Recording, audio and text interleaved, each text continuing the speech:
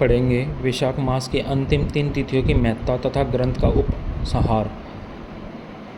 सूर्यदेव जी कहते हैं, राजेंद्र, वैशाख के शुक्ल पक्ष में जो अंतिम 3 त्रयोदशी से लेकर पूर्णिमा तक की तिथियां हैं वे बड़ी पवित्र और शुभकारक हैं। उनका नाम पुष्करणी है। वे सब पापों का क्षय करने वाली है। जो संपूर्ण वैशाख मास में स्नान करने में असमर्थ हो वह यदि इन 3 तिथियों में भी स्नान कर ले तो वैशाख मास का पूरा फल पा सकता है।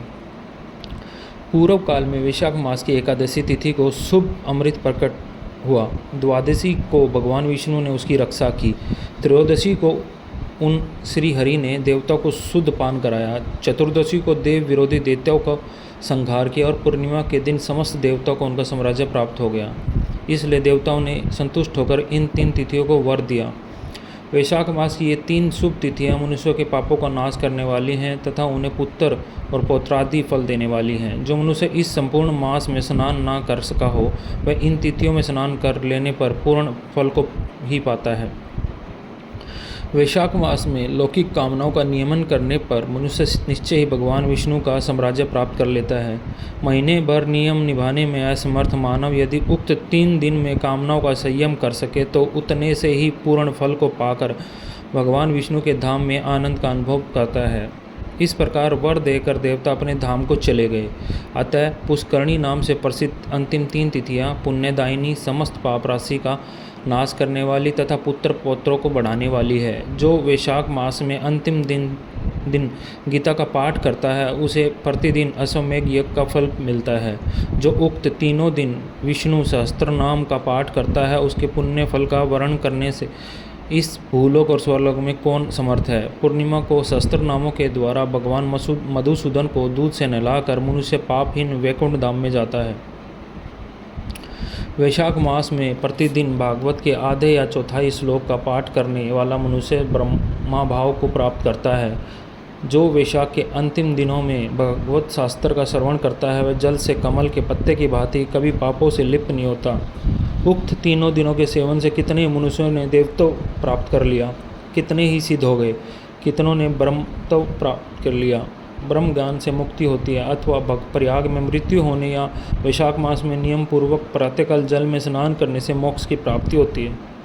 इसलिए वैशाख के अंतिम 3 दिनों में स्नान, दान, भगवान पूजा आदि अवश्य करने चाहिए। वैशाख मास के उत्तम महात्म का पूरा वर्णन रोग शोक से रहित जगदीश्वर भगवान नारायण के सिवा दूसरा कौन कर सकता है।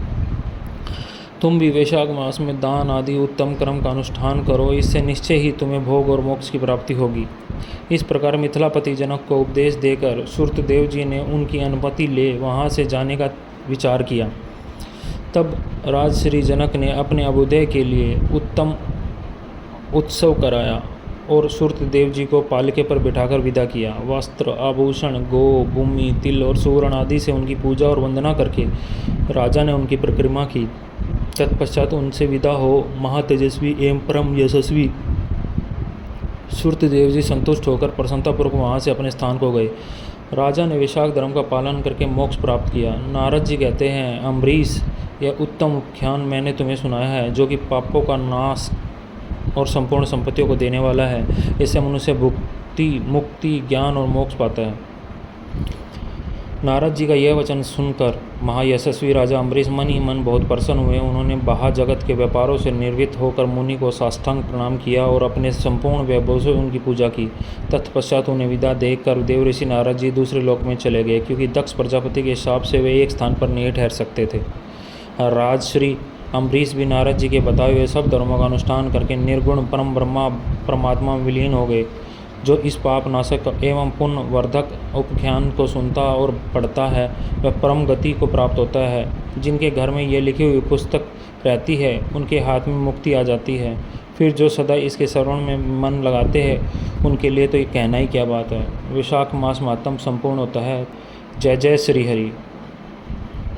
भगवान विष्णु की कृपा सब पर बनी रहे, सब पर, सबका भला हो, सबका। हे भगवान विष्णु, कोई पाप किया हो तो माफ़ करना। जय श्री हरि, जय श्री हरि, जय श्री हरि। मैं उसी को मांगता रहूँगा हमेशा। जय श्री हरि।